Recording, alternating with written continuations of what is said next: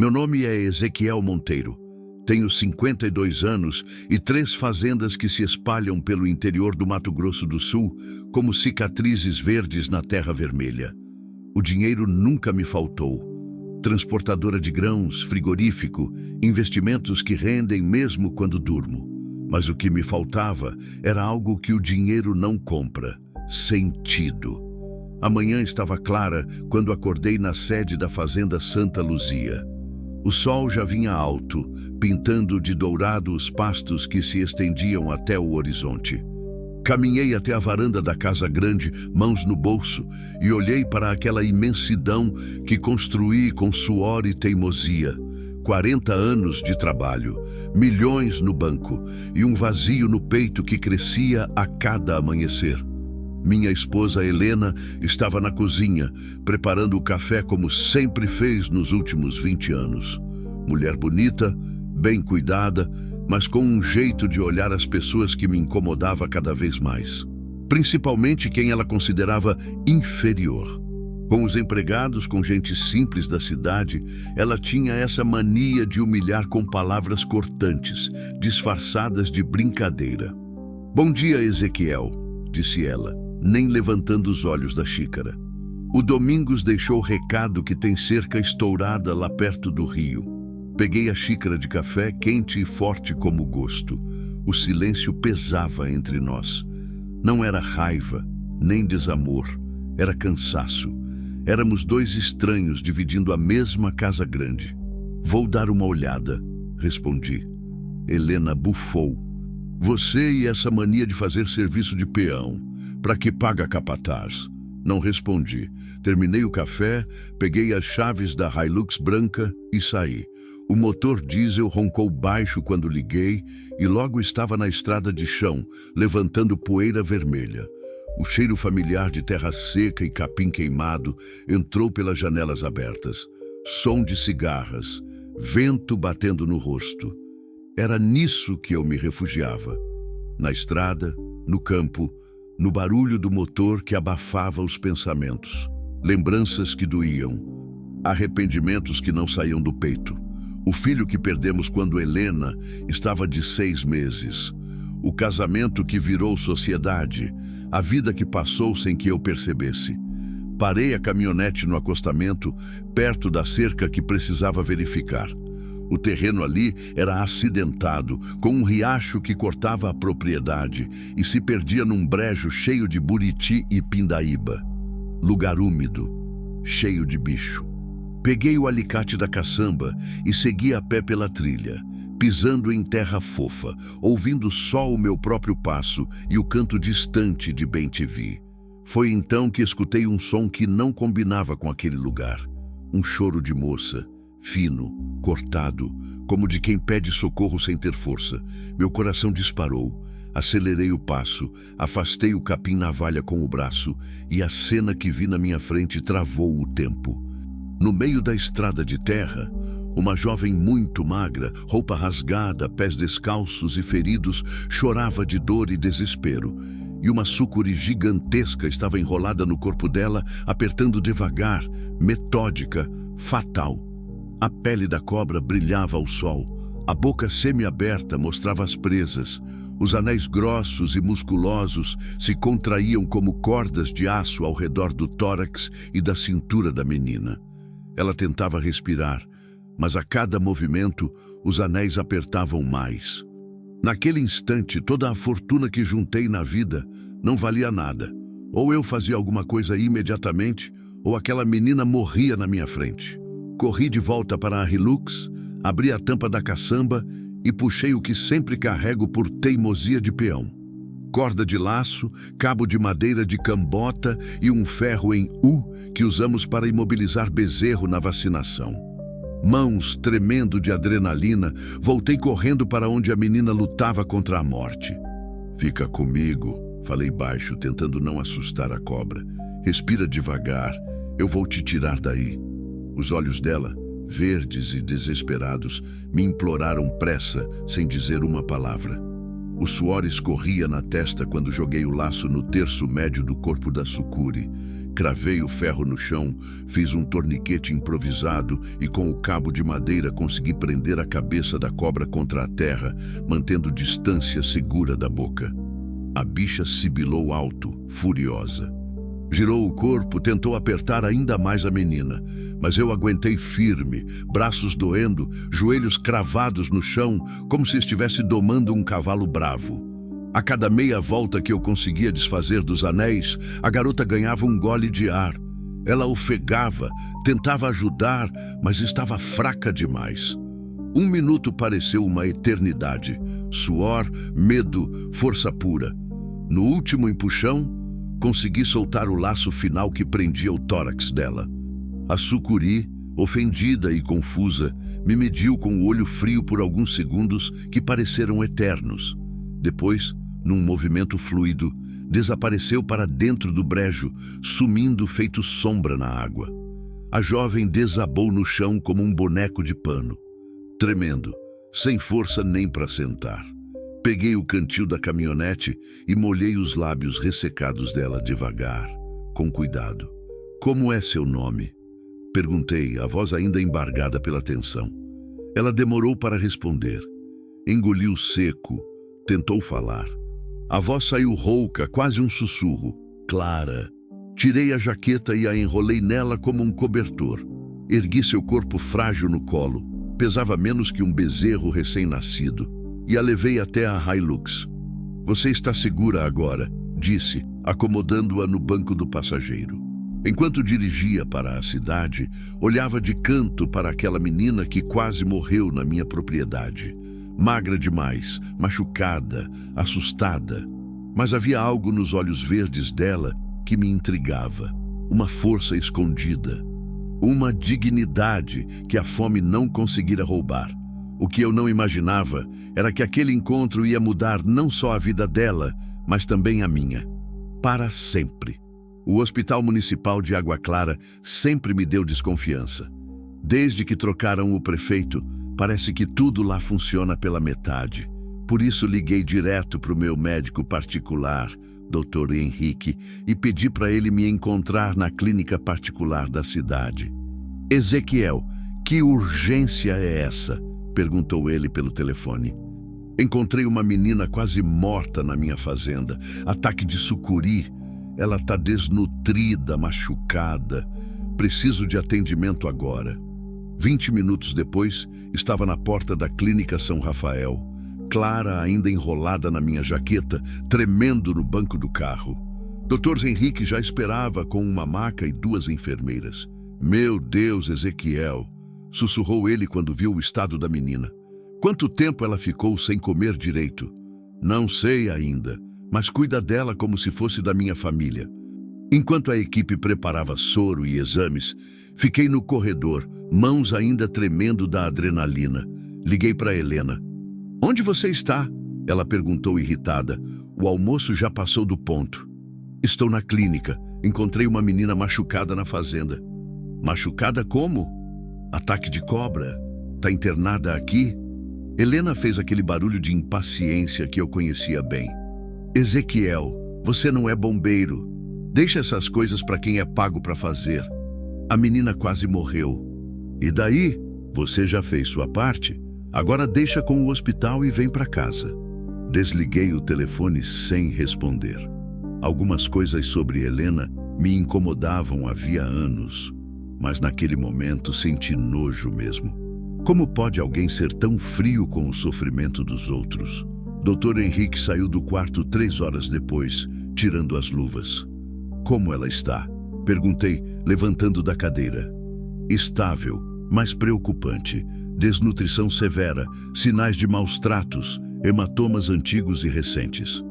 A compressão da cobra causou algumas contusões, mas nada grave. O que me preocupa é o histórico dela." "Há quanto tempo você a conhece?" "Encontrei ela hoje." Ele me olhou sério. "Ezequiel, essa menina sofreu muito. Vai precisar de acompanhamento, cuidado, tempo para se recuperar. E talvez proteção." "Proteção de quê?" "De quem fez isso com ela." Quando Clara acordou, já era final de tarde. Entrei no quarto devagar, puxei a cadeira perto da cama. Ela me olhou com aqueles olhos verdes, agora mais descansados, mas ainda cheios de medo. Como você está se sentindo? Perguntei. Melhor, ela respondeu, a voz menos rouca. Obrigada pelo que o senhor fez. Não precisa agradecer. Como você foi parar naquele lugar? Ela desviou o olhar para a janela. Eu estava fugindo. Fugindo de quê? O silêncio foi longo. Clara mexeu os dedos no lençol nervosa. Do meu padrasto, disse finalmente. Ele não é uma boa pessoa. O que aconteceu? As palavras saíram devagar, como se doessem na garganta. Clara contou que morava numa casa pequena no distrito de Palmeiras, a 50 quilômetros dali. A mãe morreu quando ela tinha 15 anos. Ficou só com o padrasto, Valdecir, um homem violento que bebia demais e tinha amizades perigosas. Ele sempre me controlou muito, disse, olhando para as próprias mãos. Não me deixava estudar, não me deixava trabalhar. Dizia que eu tinha que cuidar da casa, que mulher não precisava de mais nada. E aí, nas últimas semanas, ele começou a trazer uns homens estranhos em casa. Falavam de mim como se eu não fosse gente, como se fosse mercadoria. Senti o sangue ferver. Que tipo de homens? Traficantes, eu acho. Gente ruim mesmo. Ontem à noite, um deles disse para o Valdecir que eu estava na idade certa e que podia render um bom dinheiro. Foi quando eu entendi que tinha que fugir ou... Ela não terminou a frase, mas não precisava. Engoli seco, tentando controlar a raiva. Você fugiu durante a noite? Esperei todo mundo dormir e saí pela janela do fundo. Andei a noite toda, sem saber para onde ir. Quando o sol nasceu, eu estava cansada demais. Sentei perto do rio para descansar um pouco e a cobra me encontrou primeiro que eu a ela. Clara me olhou nos olhos pela primeira vez desde que começou a falar. Eu nunca tive homem, seu Ezequiel. Nunca. E preferia morrer a deixar aqueles nojeiras botarem a mão em mim. A sinceridade dela me desarvorou. Havia uma dignidade naquelas palavras que o sofrimento não conseguiu quebrar. Ninguém vai mais te machucar. Falei sem nem pensar. Você tem minha palavra. Mas eu não tenho para onde ir. Se eu voltar para lá, você não vai voltar. Dr. Henrique entrou no quarto nesse momento com uma expressão preocupada. Ezequiel, preciso falar com você. Saímos para o corredor. Ele fechou a porta atrás de si. 2 homens estiveram aqui perguntando por uma menina magrela que se machucou. Disseram que eram parentes, mas não souberam dar informações básicas sobre ela. A recepcionista, por sorte, disse que não havia nenhuma paciente com esse perfil. Meu estômago gelou. Eles deixaram nomes? Não, mas um deles tinha uma cicatriz na testa e cheirava a cachaça. Valdecir, o padrasto. Pelo jeito, sim, e ele não veio sozinho. Dr. Henrique coçou a barba, pensativo. Ezequiel, você sabe onde está se metendo? Olhei pela janela do corredor. O sol estava se pondo, pintando o céu de laranja e vermelho. Lá longe, podia ver a estrada que levava de volta para a fazenda. Sei, e sei também que não posso deixar essa menina voltar para aquele inferno. Voltei para o quarto. Clara estava acordada, olhando para o teto. Clara, preciso que você confie em mim, disse, sentando na cadeira. Seu padrasto esteve aqui procurando por você. Ela arregalou os olhos, o medo voltando imediatamente. Calma, disse, segurando a mão dela. Ele não te encontrou e não vai encontrar. Mas agora você precisa decidir. Você quer mesmo se livrar dessa situação? Sim, ela respondeu sem hesitar. Então você vai comigo. Na minha fazenda você vai ter comida, teto, segurança e tempo para decidir o que quer fazer da sua vida. Por que o senhor faria isso por mim? Nem me conhece. Pensei na pergunta dela. Por que mesmo? Talvez fosse a solidão. Talvez o vazio que carregava há anos. Talvez simplesmente porque era a coisa certa a fazer. Porque todo mundo merece uma chance, respondi. E porque tem hora na vida que a gente precisa fazer pelos outros aquilo que gostaria que fizessem pela gente. Clara apertou minha mão. Era a primeira vez que sorria desde que a encontrei. Obrigada, sussurrou. Não agradeça ainda. A parte difícil ainda está por vir. Mas naquele momento, vendo aquela menina frágil esboçar um sorriso, senti algo que não sentia há muito tempo. Propósito. Clara recebeu alta no dia seguinte. Dr. Henrique me entregou uma sacola com remédios e instruções detalhadas, vitaminas, antibióticos, pomada para os ferimentos. Alimentação leve nos primeiros dias, disse, e muito cuidado. O corpo dela está se recuperando de meses de privação. No caminho para a fazenda, ela ficou quieta, olhando a paisagem pela janela. Campos de soja se estendiam de um lado, pasto do outro. O céu estava limpo, azul profundo, com algumas nuvens brancas que pareciam algodão. É muito bonito aqui, disse ela, quebrando o silêncio. Você gosta do campo? Sempre gostei. Minha mãe nasceu numa fazenda pequena, lá perto de Dourados. Ela dizia que a terra vermelha grudava na alma da gente. Era a primeira vez que ouvia Clara falar da mãe com carinho. Percebi que havia muito mais naquela menina do que o sofrimento deixava aparecer. Quando chegamos na porteira da Santa Luzia, Domingos, meu capataz, veio nos receber. Homem de confiança há 15 anos, sabia ler situações sem precisar de muita explicação. Patrão, cumprimentou tirando o chapéu. Olhou para Clara com curiosidade, mas sem fazer perguntas. Domingos, esta é Clara. Ela vai ficar conosco por um tempo. Quero que você oriente o pessoal. Máximo cuidado, discrição total. E se alguém vier perguntando por ela, você não viu nada, não sabe de nada. Entendido, patrão. Ah, e reforce a segurança, especialmente nas porteiras de baixo. Domingos franziu a testa. Conhecia aquele tom meu. Significava problema sério. A sede da fazenda ficava no alto de uma colina suave, cercada por mangueiras centenárias que meu pai plantou quando comprou a terra. Casa grande de 2 andares, varanda ampla, jardim bem cuidado. Vista privilegiada de toda a propriedade. Helena estava na varanda quando chegamos, sentada numa cadeira de balanço, revista de decoração na mão. Usava um vestido claro e sandálias caras. Cabelo preso num coque perfeito. Parecia uma dama de fazenda saída de novela. Quando viu Clara descendo da caminhonete, fez uma expressão de desgosto mal disfarçada. Helena, esta é Clara, disse, subindo os degraus da varanda. Minha esposa olhou a menina de cima a baixo, reparando na roupa simples, nos pés descalços, na magreza excessiva. O tipo de olhar que usava para classificar pessoas em úteis ou dispensáveis. Ah, disse, forçando um sorriso falso. A coitadinha que você trouxe ontem. Clara baixou a cabeça, intimidada. Conhecia aquele tipo de humilhação sutil. Clara vai ficar no quarto de hóspedes, anunciei, até ela se recuperar completamente. No quarto de hóspedes? Helena repetiu, erguendo uma sobrancelha.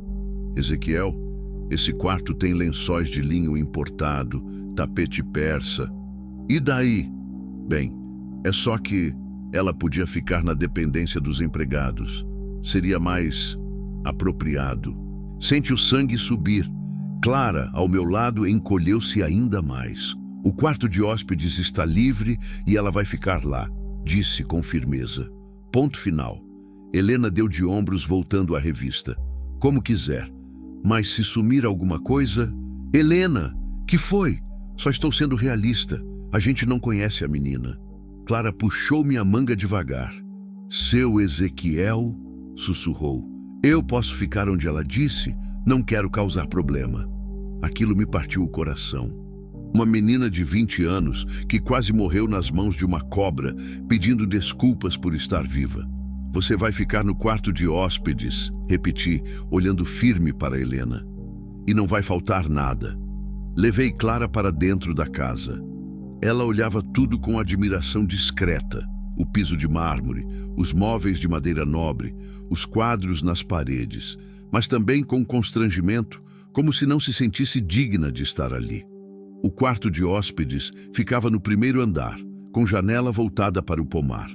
Cama de casal, guarda-roupa espaçoso, banheiro privativo, luxo que Clara provavelmente nunca tinha visto de perto. "É muito bonito", disse ela, passando a mão na colcha bordada. "Fica à vontade. Esta é sua casa agora. Por quanto tempo? Quanto tempo você precisar?" Ela sentou na beirada da cama, pequena naquele espaço amplo. Sua esposa não gostou de mim. Não adiantava mentir. Clara era inteligente demais para não perceber.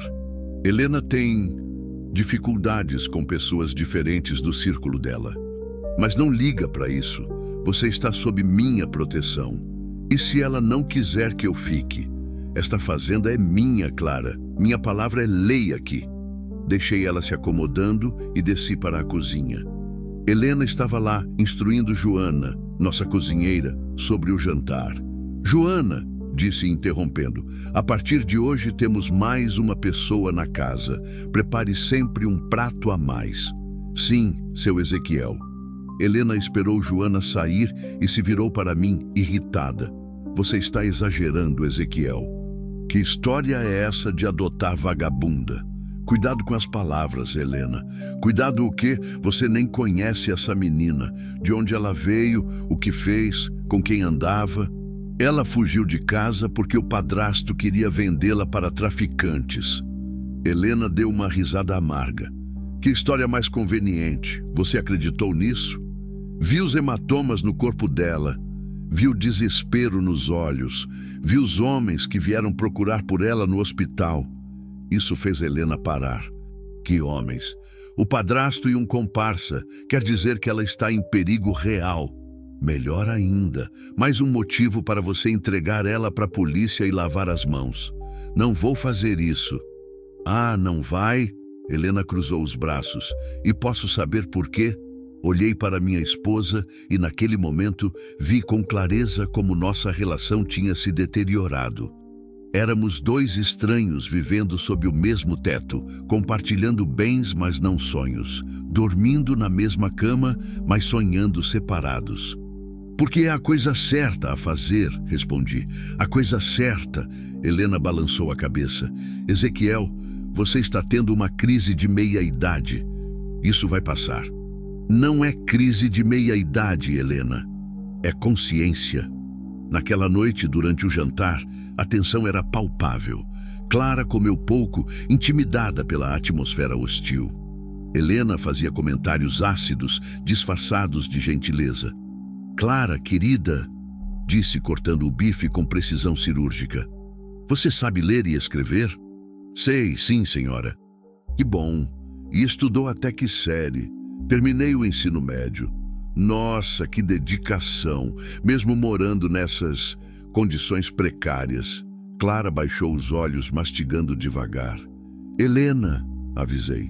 "Que foi? Estou só fazendo conversa."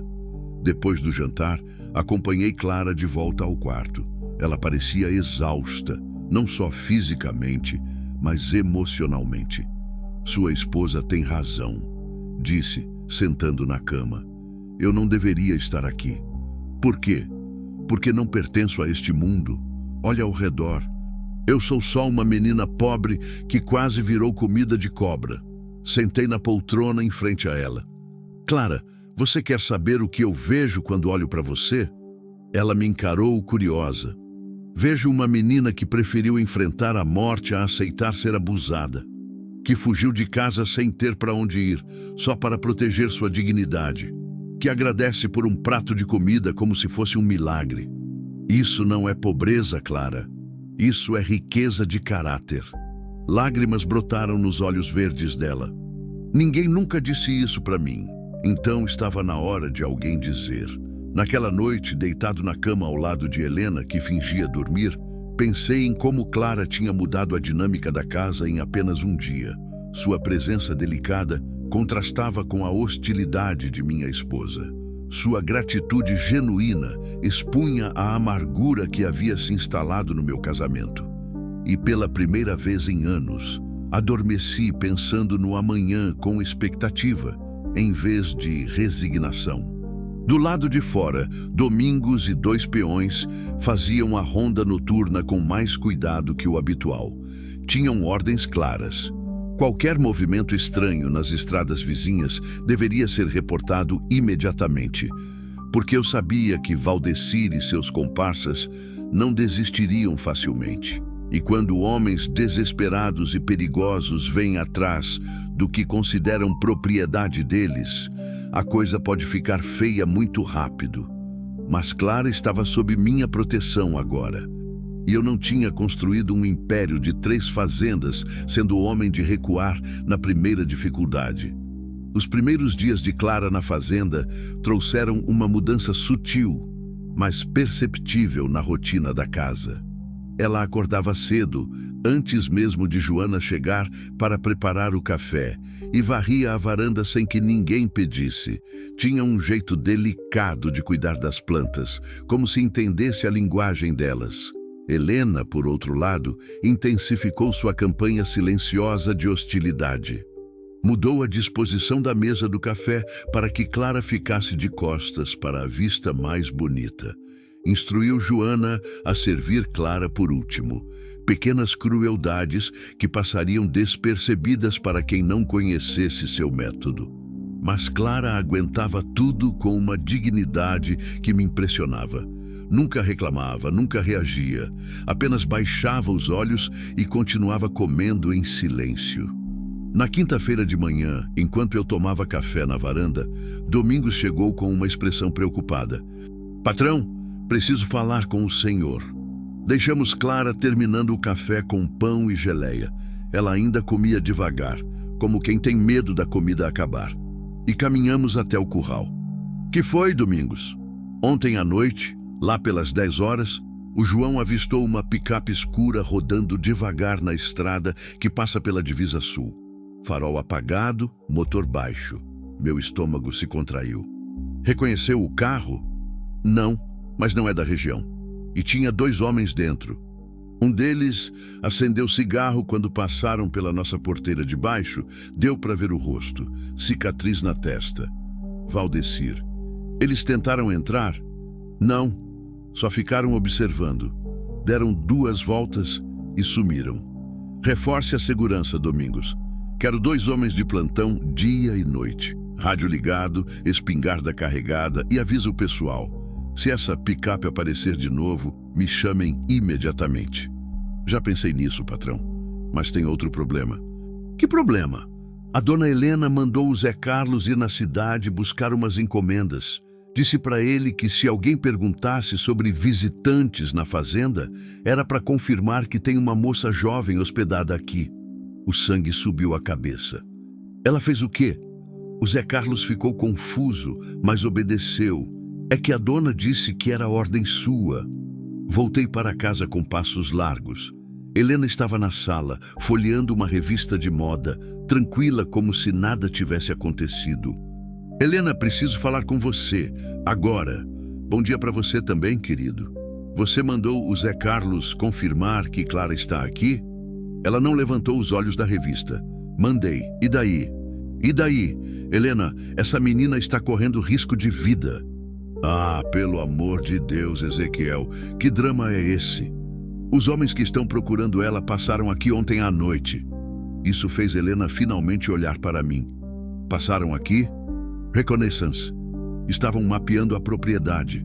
"Bom, então agora eles sabem que ela está aqui mesmo. Problema resolvido." Não consegui acreditar no que ouvi. "Problema resolvido? Helena, esses homens não vieram buscar uma fugitiva. Vieram buscar mercadoria." "Não é problema meu." "Como não é problema seu? Você mora aqui." Helena fechou a revista com força. "Eu moro aqui, sim. E não quero bandido rondando minha casa por causa de uma completa estranha que você resolveu adotar." "Então a solução é entregar ela?" "A solução é você parar de bancar o herói e usar a cabeça." Nesse momento, Clara apareceu na porta da sala, pálida como papel. "Eu ouvi vocês discutindo," disse baixinho. Seu Ezequiel, se minha presença está causando problema para o senhor e sua esposa, eu posso ir embora. Você não vai a lugar nenhum, respondi. Helena se levantou da poltrona. Ah, não vai? E quem decide isso? Eu decido. Esta é minha casa. Nossa casa, corrigiu Helena. E nossa decisão. Não, minha casa, minha decisão. O silêncio que se seguiu foi denso como o ar antes de uma tempestade. Helena me olhou com uma frieza que eu nunca tinha visto. Clara estava na porta, dividida entre ficar e sair correndo. Está bem, Ezequiel, disse Helena finalmente. Mas quando essa história der merda, e ela vai dar, não venha chorar no meu ombro. Ela saiu da sala pisando duro. Ouvi a porta do quarto bater com força. Clara entrou devagar, os olhos marejados. Eu sinto muito, sussurrou. Não queria causar briga entre vocês. A briga não é por sua causa, Clara. É por causa de quem nós somos. Como assim? Sentei no sofá, de repente me sentindo cansado. Helena e eu já não nos entendemos há muito tempo. Sua chegada só tornou isso mais evidente. Clara sentou na poltrona em frente, as mãos unidas no colo. Posso perguntar uma coisa? Claro. Por que vocês se casaram? A pergunta me pegou desprevenido. Fiquei alguns segundos pensando na resposta. Conveniência, disse finalmente. Ela era filha de um fazendeiro influente. Eu era um jovem ambicioso querendo crescer na vida. Parecia fazer sentido na época. E amor. Achávamos que era amor, mas acho que era só interesse mútuo disfarçado de paixão. Clara ficou quieta, processando. Seu Ezequiel, posso te contar uma coisa que minha mãe sempre dizia? Pode. Ela dizia que a gente só conhece o verdadeiro caráter de uma pessoa quando vê como ela trata quem não pode fazer nada por ela. A sabedoria daquelas palavras me atingiu como um soco. Clara, uma menina de 20 anos que mal sabia ler direito, acabara de resumir em uma frase o que eu levei 20 anos de casamento para entender. Sua mãe era uma mulher sábia. Era sim, faz falta. Naquela tarde, enquanto Clara ajudava Joana na cozinha, contra os protestos da cozinheira que dizia que hóspede não trabalha, recebi uma ligação de meu advogado, Dr. Roberto. Ezequiel, recebi uma informação estranha. Um investigador particular esteve no meu escritório perguntando sobre você. Que tipo de pergunta? Patrimônio, família, rotina. Disse que estava checando informações para um possível negócio. Você acreditou? Não, o cara tinha cara de capanga. E perguntou especificamente se você tinha pessoas próximas que poderiam ser influenciadas. Ameaçadas, você quer dizer? Exato. Desliguei o telefone com um peso no estômago. A situação estava escalando mais rápido do que eu esperava. Valdecir não estava apenas procurando Clara, estava investigando meus pontos fracos. Chamei Domingos de volta. Que arma você tem na casa? 12 cano duplo, 2,38, 1,45. E munição? Suficiente. Ótimo. A partir de hoje, uma arma fica sempre travada no meu escritório, outra no quarto de Clara, terceira com você. E quero um plano de evacuação. Evacuação? Se a coisa ficar feia, rota de fuga pelos fundos da propriedade. Trilha que dá na estrada vicinal, longe da porteira principal. Domingos coçou a barba. Patrão, posso fazer uma sugestão? Fala. Por que não liga para o delegado Américo? Ele é gente boa, conhece o senhor há anos. Porque não sei até onde vai a influência do Valdecir. E prefiro não descobrir apostando a vida da Clara. Naquela noite, depois do jantar tenso, Helena comeu em silêncio sepulcral. Acompanhei Clara até o quarto. Ezequiel, disse ela, usando meu nome pela primeira vez. Eu tenho medo. Medo do quê? De que alguém se machuque por minha causa. Sentei na beirada da cama ao lado dela. Clara, olha para mim. Ela levantou os olhos verdes. Você não é um fardo. Você não é um problema. Você é uma pessoa que merece ser protegida. E eu vou proteger você, aconteça o que acontecer. Mesmo que isso custe seu casamento? A pergunta ficou no ar por alguns segundos. Lá fora, ouvi o barulho da chuva começando a cair. Meu casamento já estava perdido muito antes de você chegar, respondi. Você só me ajudou a enxergar isso. Clara estendeu a mão e tocou a minha. Foi um toque suave, carinhoso, que enviou uma corrente elétrica pelo meu braço. Obrigada, sussurrou. Pelo quê? Por me fazer sentir que valho alguma coisa. Naquele momento, olhando para aquela menina corajosa que quase morreu defendendo sua dignidade, percebi que algo fundamental havia mudado dentro de mim. Não era só proteção o que eu sentia por Clara. Era algo muito mais profundo e perigoso. E lá fora, entre os pingos da chuva que começava a forte, ouvi o ronco distante de uma picape circulando devagar pela estrada. A tempestade de todos os tipos estava apenas começando.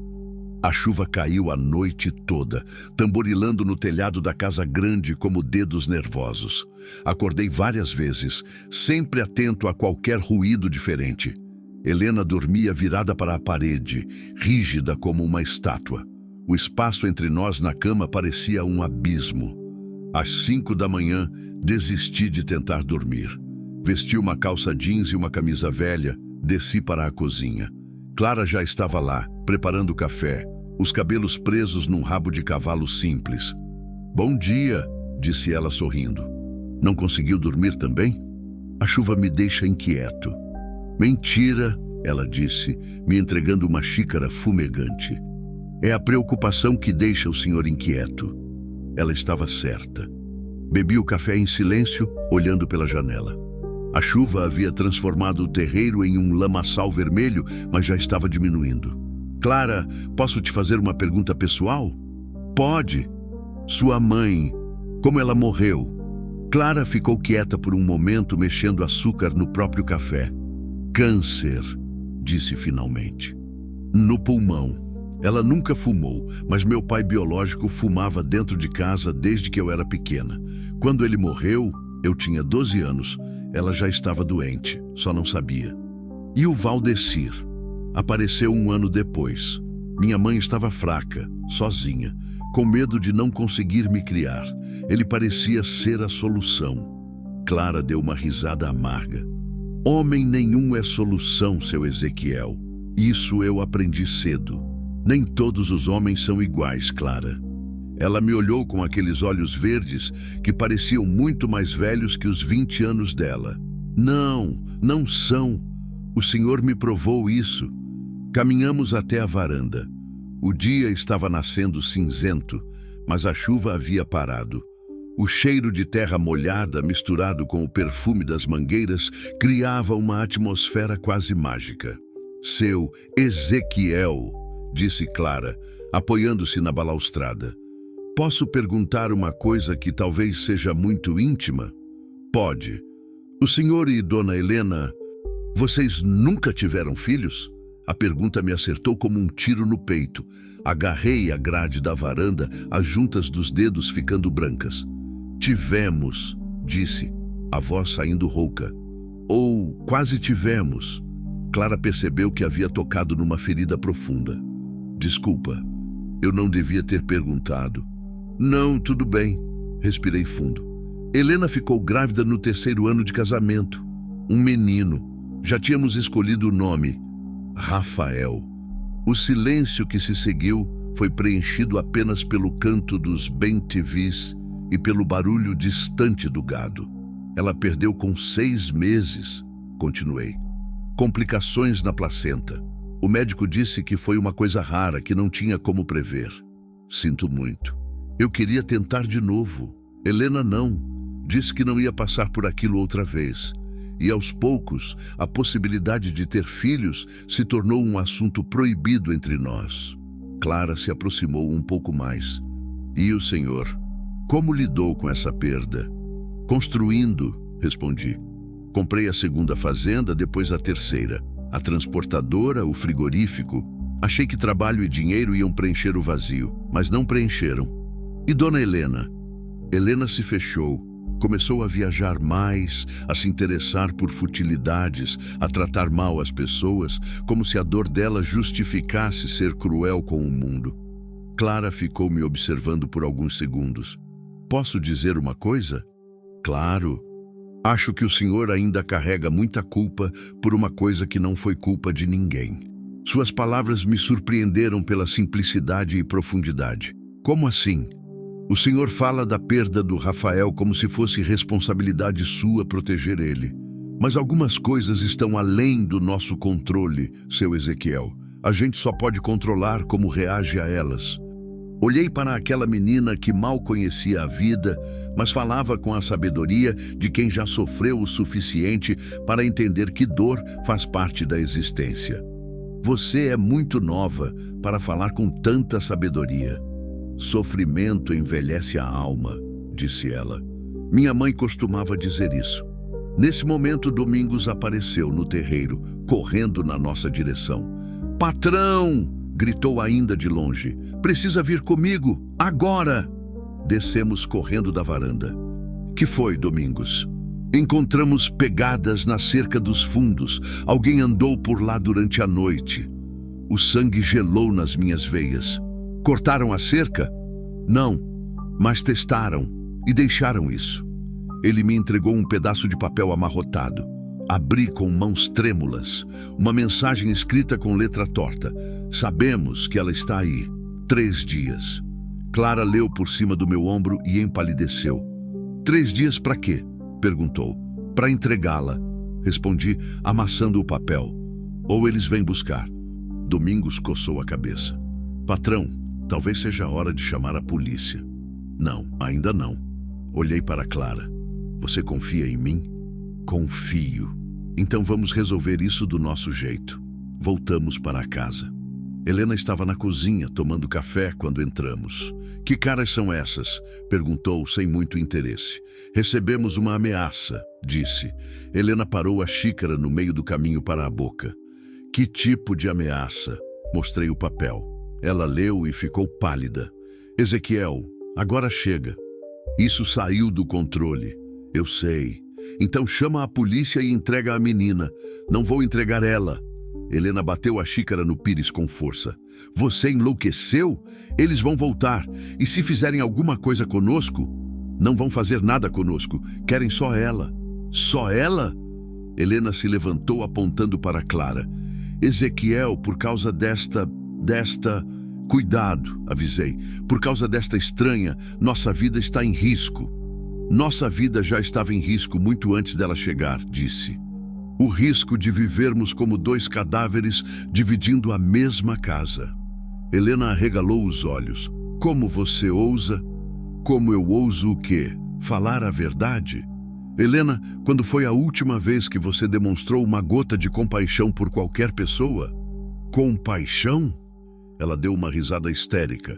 Ezequiel, você está confundindo compaixão com tesão por uma menina 20 anos mais nova. O silêncio que se seguiu foi ensurdecedor. Clara baixou a cabeça constrangida. Senti como se Helena tivesse me esbofeteado. É isso que você pensa? Perguntei baixinho. É isso que eu vejo. Um homem de 52 anos fazendo o papel de ridículo por uma mocinha. Você está errada. Estou. Então me explica por que você está disposto a colocar nossa vida em risco por ela. Olhei para Clara, depois de volta para Helena. A resposta estava clara na minha mente, mas eu não tinha coragem de verbalizá-la. Não ainda, porque é a coisa certa a fazer, repeti. Helena balançou a cabeça enojada. Você está patético, Ezequiel, completamente patético. Ela saiu da cozinha pisando duro. Ouvi a porta do quarto bater novamente. Clara se aproximou de mim, os olhos cheios de lágrimas. Seu Ezequiel, ela tem razão numa coisa. Minha presença está destruindo seu casamento. Meu casamento já estava destruído, Clara. Apenas levou 20 anos para eu admitir isso.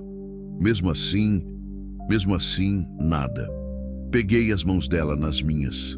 Clara, em 3 dias você me fez sentir mais vivo do que eu me senti nos últimos 10 anos. Não é tesão, como Helena disse. É como se você tivesse acendido uma luz numa casa que estava às escuras há muito tempo. E agora?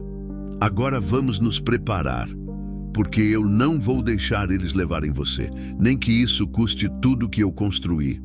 Naquele momento, olhando nos olhos verdes de Clara, entendi que minha vida havia se dividido em duas partes, antes de conhecê-la e depois.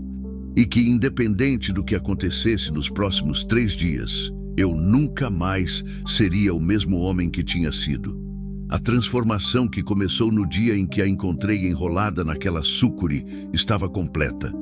Ezequiel Monteiro, o fazendeiro milionário frio e calculista, havia morrido. No lugar dele, nascia um homem disposto a lutar pelo que realmente importava. Não propriedades ou dinheiro, mas conexão humana genuína, proteção ao vulnerável e talvez, apenas talvez, uma chance de recomeçar a vida aos 52 anos.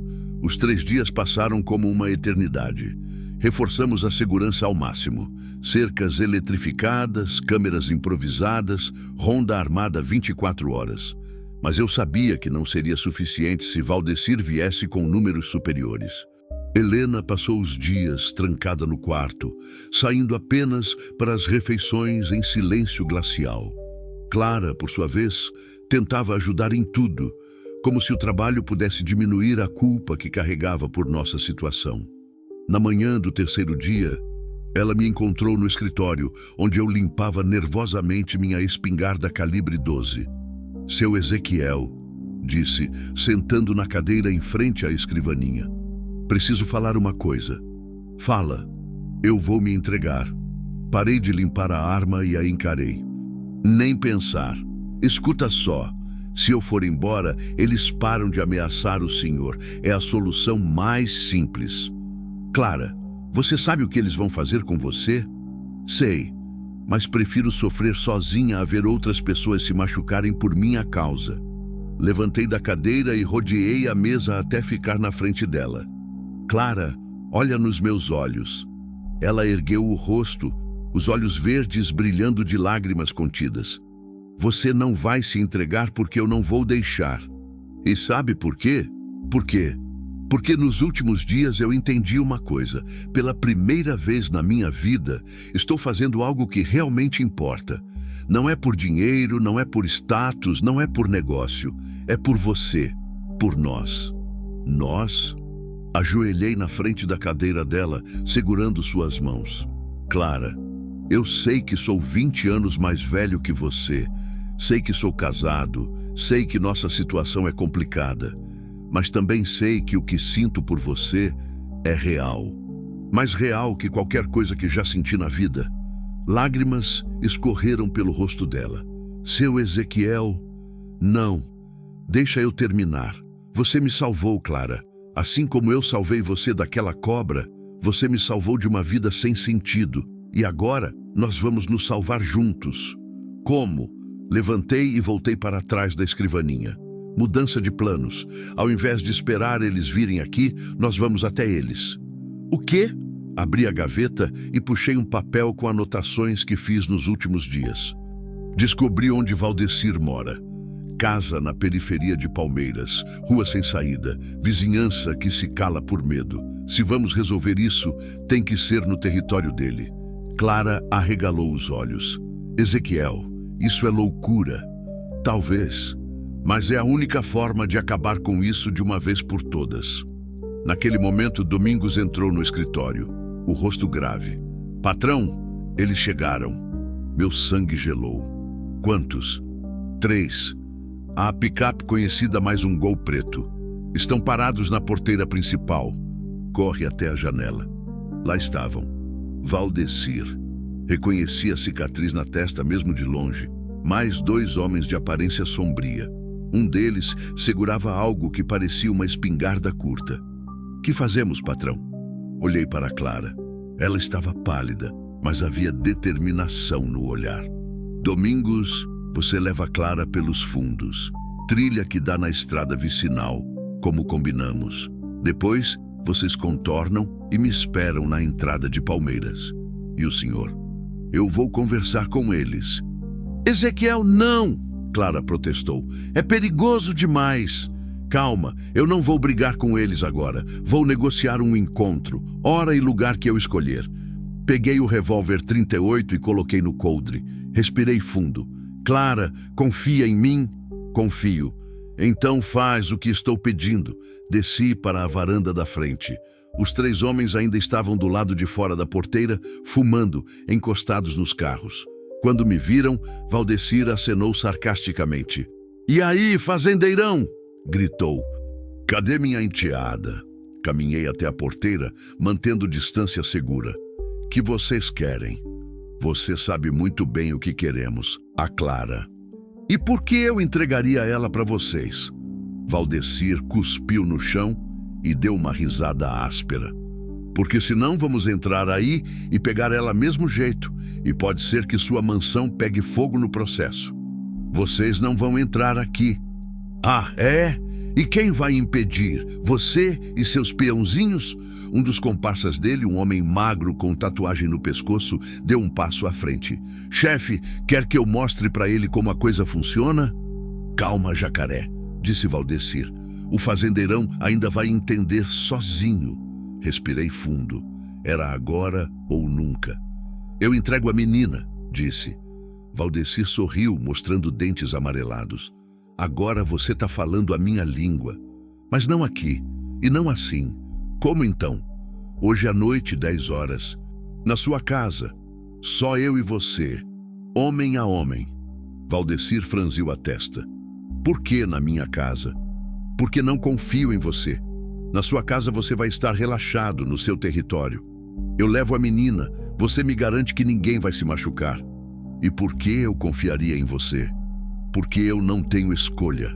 Vocês são 3 armados, dispostos a matar. Eu sou um homem sozinho querendo proteger uma propriedade de 3 gerações da família.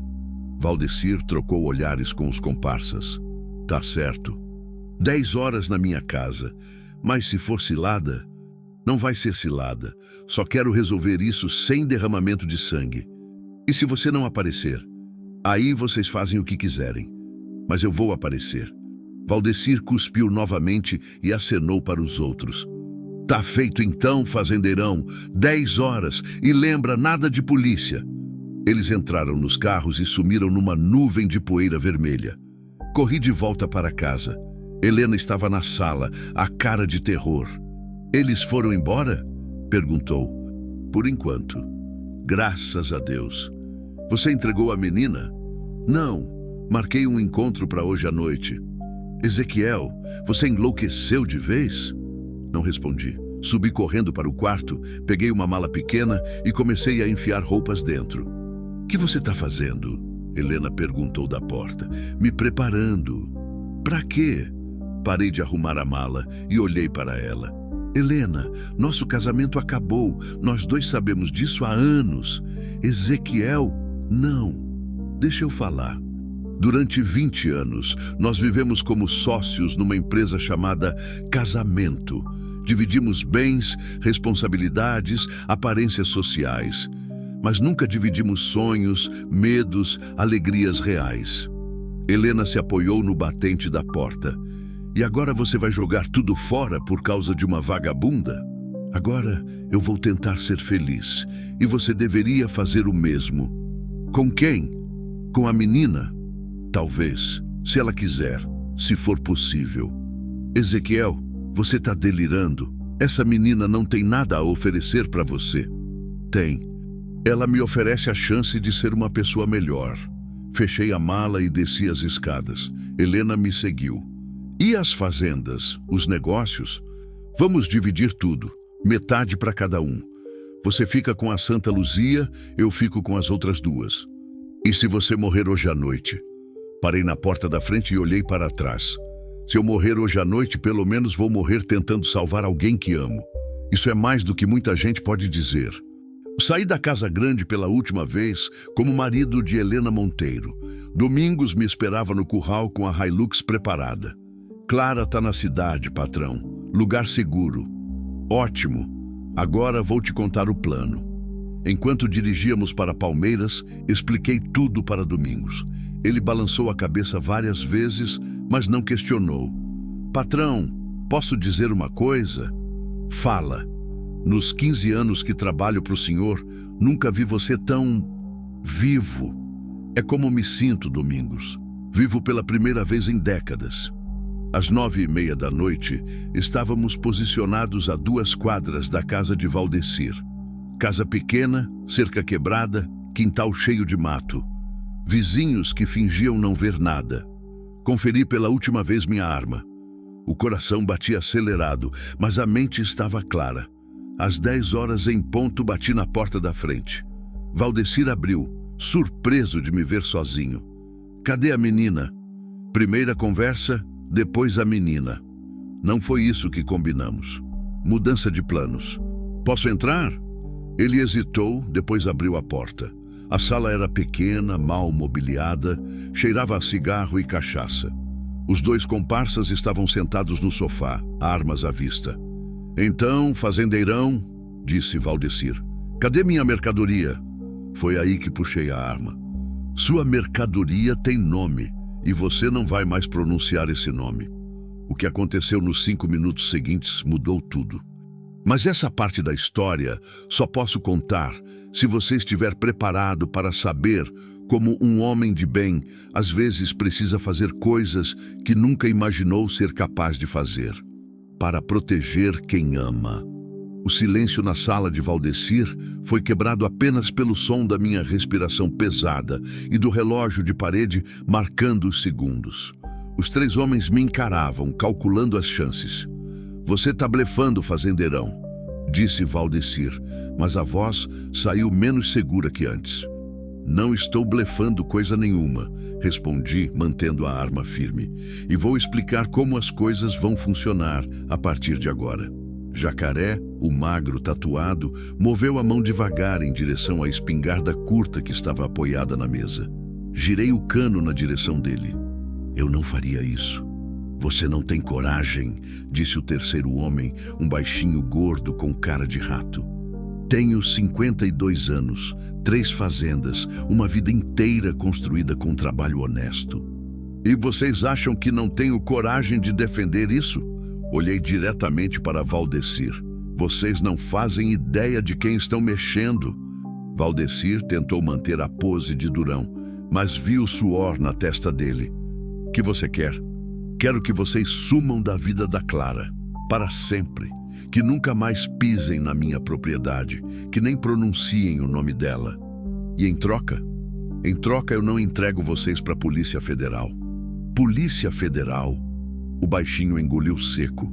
Isso mesmo. Acham que um fazendeiro como eu não tem conexões? Já sei de tudo. O esquema de tráfico de menores, as meninas que desapareceram nos últimos 2 anos, os contatos com os traficantes da fronteira.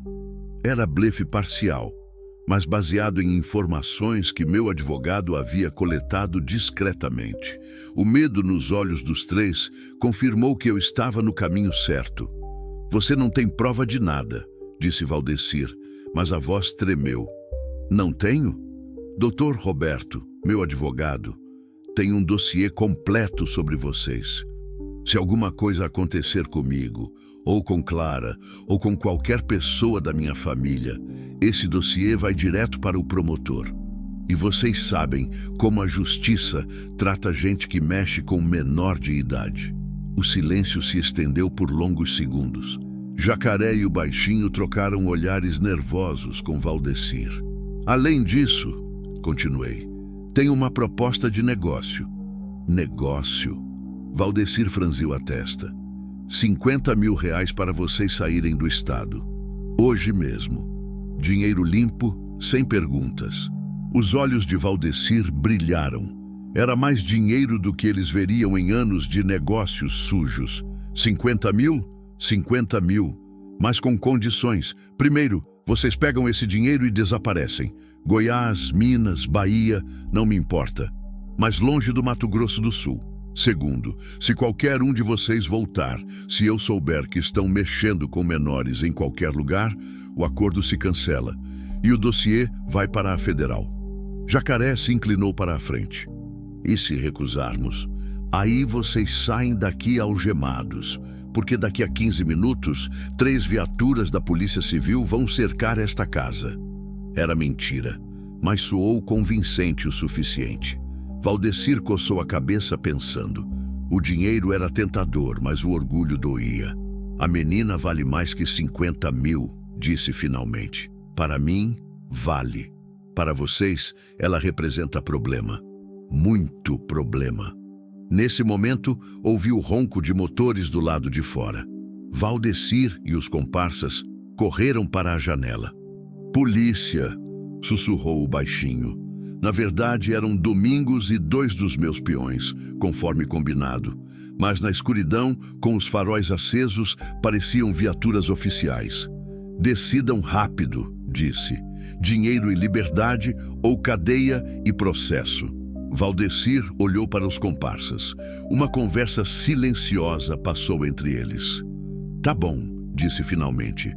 Mas queremos ver o dinheiro primeiro. Puxei do bolso um envelope grosso. 20 mil agora, 30 mil quando eu tiver confirmação de que vocês saíram do estado. Como vamos receber os outros 30? Transferência bancária. Dou o número da conta de vocês para meu advogado. Valdecir pegou o envelope, contou rapidamente as notas. 20 mil reais em dinheiro vivo. E Clara? Clara está sob minha proteção. Não existe mais Clara para vocês. Ela morreu no dia que fugiu da sua casa. Jacaré bufou. Isso é chantagem. Isso é justiça, respondi. Vocês perderam o direito de reclamar no dia que decidiram vender uma menina como gado.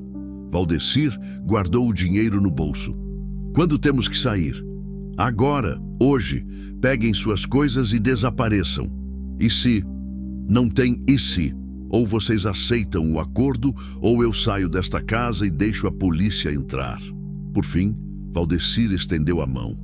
Tá feito. Não apertei a mão dele. Não é acordo entre amigos, Valdecir.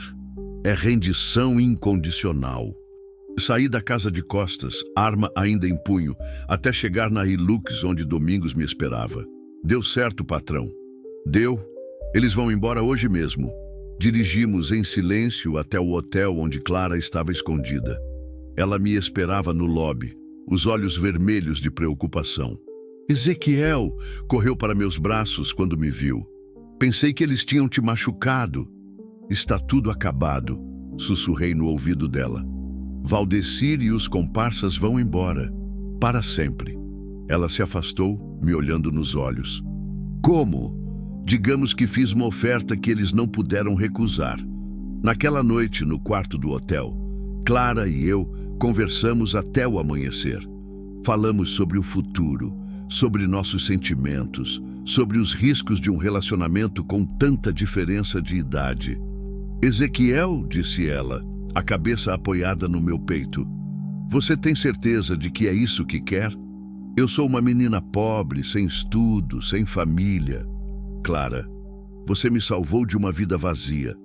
Me ensinou que dinheiro sem propósito não vale nada. Me mostrou que ainda posso ser um homem melhor. E Helena? Helena vai ficar bem. Na verdade, ela vai ficar melhor sem mim.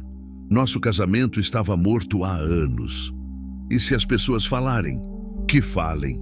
Pela primeira vez na vida, estou fazendo algo por amor, não por conveniência. 3 meses depois, Clara e eu estávamos morando numa casa simples na Fazenda São Rafael, uma das propriedades que ficou comigo na divisão. Longe dos luxos excessivos da sede da Santa Luzia, mas perto de tudo que realmente importava. Clara voltou a estudar, fazendo curso técnico em veterinária. Descobriu que tinha um dom natural para cuidar dos animais, especialmente cavalos. Eu, por minha vez, descobri que podia ser feliz com uma vida mais simples, menos ostentosa, mais humana. Helena se casou novamente 6 meses depois, com um empresário da capital que conheceu numa viagem a São Paulo. Nos encontramos uma vez para acertar os últimos detalhes da separação e notei que ela parecia mais leve, mais feliz. Talvez nós dois precisássemos daquela separação para encontrar nossos verdadeiros caminhos. No primeiro aniversário do dia em que encontrei Clara enrolada na sucuri, voltamos àquele mesmo lugar na beira do rio.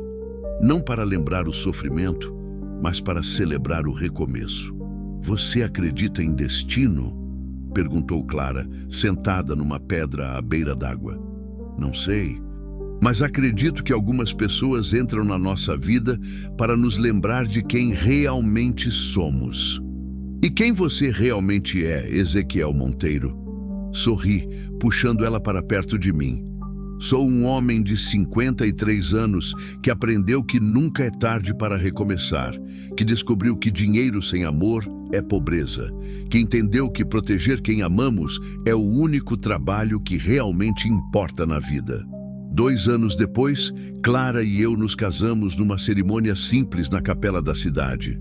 Só família próxima, amigos verdadeiros e um amor que nasceu do mais improvável dos encontros. Hoje, 5 anos depois, nossa casa está sempre cheia. Clara adotou 3 crianças órfãs da região e nossa propriedade virou um lar temporário para meninas em situação de risco. O dinheiro que acumulei durante décadas finalmente encontrou um propósito: proteger quem precisa de proteção. E quando as pessoas me perguntam como um fazendeiro milionário pode ser feliz numa vida tão simples, eu respondo que não troquei o luxo pela simplicidade. Troquei o vazio pelo significado. E às vezes, quando estou na varanda no final do dia, vendo Clara brincar com as crianças no terreiro, lembro daquela manhã em que uma sucuri quase levou embora a pessoa que veio me ensinar o que realmente vale na vida. O destino tem dessas ironias. Às vezes, para nos salvar, ele coloca no nosso caminho alguém que precisamos salvar primeiro. E no final, descobrimos que quem estava se afogando éramos nós mesmos. Se essa história te emocionou, é porque ela fala de algo que todos nós procuramos: a chance de recomeçar, de encontrar propósito, de amar e ser amado de verdade.